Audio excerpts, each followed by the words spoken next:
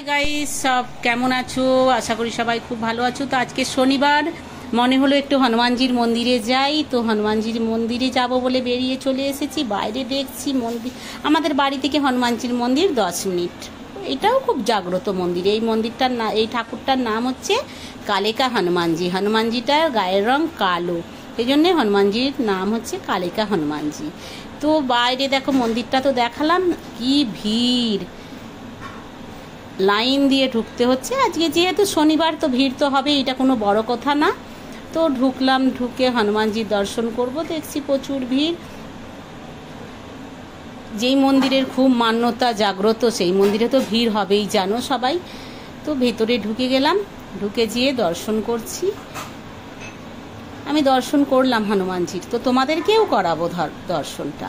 আমি সুযোগ পাচ্ছি না ঠিক মতো, তো সুযোগ পেলেই তোমাদের সেইটা দেখো।